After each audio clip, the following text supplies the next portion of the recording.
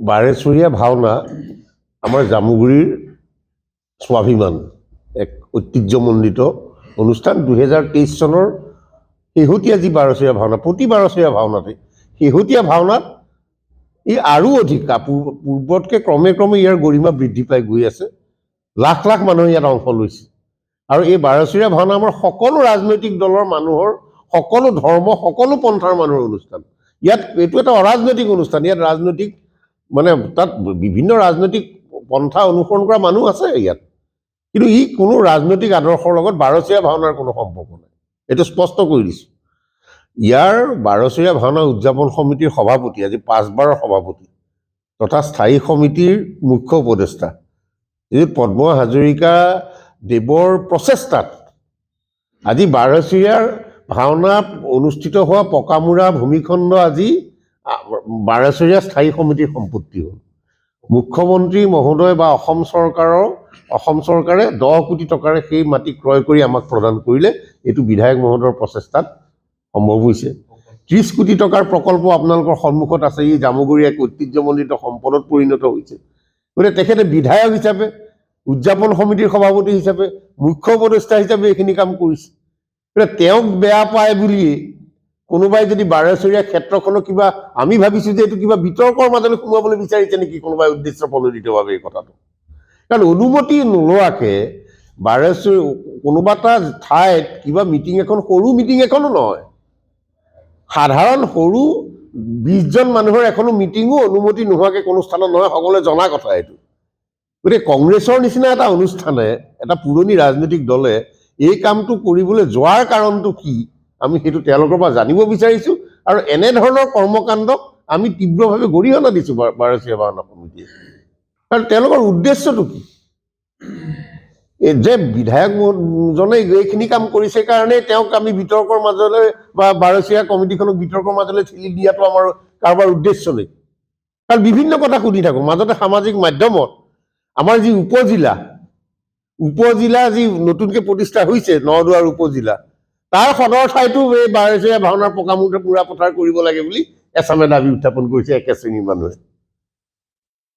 এটা নাচুৰ নাভূত কথা। তাৰমানে উদ্দেশ্যটো কি, কি কাৰণে বাৰে বাৰে বাৰচৰীয়া আমাৰ ভাওনা ঐতিহ্যমণ্ডিত অনুষ্ঠানটোক লক্ষ্য কৰি লোৱা হয়। গতিকে এই কথাবিলাক আমি মানে আমাৰ মনত এই প্ৰশ্নবিলাকৰ উদয় হৈছে। গতিকে আমি এই কথাখিনি স্পষ্ট কৰি দিলোঁ যে অনুমতি নোলোৱাৰ কাৰণে সাধাৰণ মৌখিকভাৱেও কোনো ধৰণৰ যোগাযোগ কৰা নাই। বোলে কাগজখন দিয়া নাই, পাৰ্মিশ্যনৰ কাগজখন, কাৰোবাৰ লগত আমাৰ কোনোবা কৰ্মকৰ্তাৰ লগত ফোনৰো এটা কথা পাতিছে, সেইটোও নাই।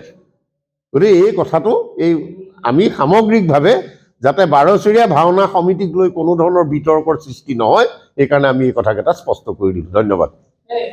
আমি এটা কথা জানিব খুজিছোঁ, আমাৰ বাৰচৰীয়া যিখন ক্ষেত্ৰ আছে তাত যে তেওঁলোকে এই অনুষ্ঠানটো পাতিবৰ কাৰণে আমি কেনেকৈ গম পালোঁ বা আপোনালোকে কেনেকৈ গম পালে? আমি ছ'চিয়েল মিডিয়াত এখন প্ৰচাৰ পত্ৰ পাইছোঁ। এই প্ৰচাৰ পত্ৰখন আমাৰ লগত আছে। এইটো স্পষ্ট কৰিব লাগে তেওঁলোক।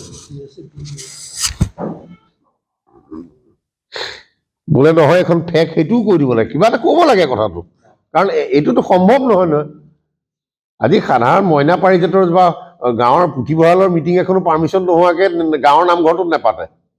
তেনেস্থলত ইমান ডাঙৰ এটা অনুষ্ঠান কোনো ধৰণৰ অনুমতি মানে তেওঁলোকে নিবিচৰাকেই নাম প্ৰচাৰত দি দিব, এইটোতো আৰু কোনো কাৰণত হ'ব নোৱাৰে কথাটো।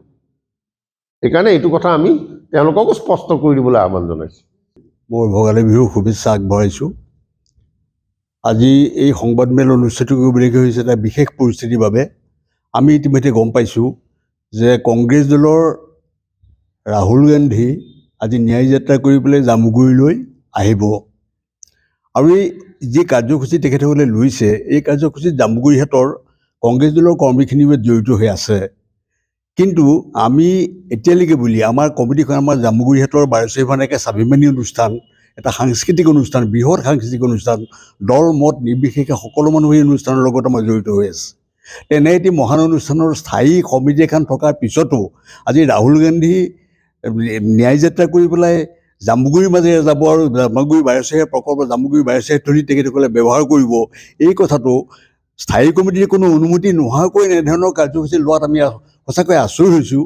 আৰু এইটো কোনো নিয়ম নহয়, কোনো এইটো সমীচীন হোৱা নাই। তেখেতসকলে এনেধৰণৰ অনুমতি নোলোৱাকৈ ইয়াত নাইজেতা আহি পেলাই ইয়াত জামুগুৰি থলী ব্যৱহাৰ কৰিব, এইটো কোনো কাৰণত আমি কেতিয়াও এইটো বৰদাস্ত কৰিব নোৱাৰোঁ। এইটো কোনো কাৰণত নিয়ম নহয়, কোনো অনুষ্ঠানৰ নিয়ম নহয়। গতিকে মই বিশেষভাৱে মোৰ এটাই কথা যে জামুগুৰিহঁতৰ কৰ্মীখিনি অন্ততঃ এই নিয়াজেতাৰ অনুমতিটো আমাৰ স্থায়ী কমিটিৰ ফালৰ পৰা ল'ব লাগিছিলে। তেখেতসকলে কোনো অনুমতি লোৱা নাই। এইটো এটা বৰ সমীচীন হোৱা নাই। আৰু ইয়াৰ উত্তৰ তেখেতসকলে দিব লাগিব আমাক। এটা সময় আহিব যিটো সময়ত তেখেতসকলে উত্তৰ দিব লাগিব আমাক যে কি কাৰণে এখন বৃহৎ স্থায়ী কমিটি থকাৰ পিছতো এনে এটা অনুষ্ঠানৰ জামুগুৰিহঁতৰ যি স্বাভিমানী অনুষ্ঠান, জামুগুৰিহঁতৰ সাংস্কৃতিক অনুষ্ঠান, এই অনুষ্ঠানৰ কোনো অনুমতি নোলোৱাকৈ ইয়াত ন্যায় যাত্ৰা কৰি পেলাই কোনোবাই ইয়াত আহি ব্যৱহাৰ কৰিব, এইটো কথা কোনো কাৰণত সহ্য কৰা নহয়। আৰু তেখেতে ইয়াৰ স্পষ্ট উত্তৰ আমাক এটা সময়ত দিব লাগিব। আপুনি ঔষধ বিচাৰি হাবাথুৰি খাইছে নেকি?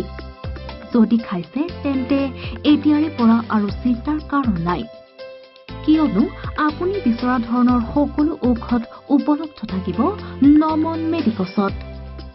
নমন মেডিকছত অধিক পৰিমাণৰ ঔষধ ক্ৰয় কৰিলে আপুনি পাব 10% ৰেহাই। কিছুদিনৰ পাছত নমন মেডিকছত উপলব্ধ হ'ব সকলো বিভাগৰ অভিজ্ঞ চিকিৎসক। গতিকে দেৰি কিয় কৰিছে?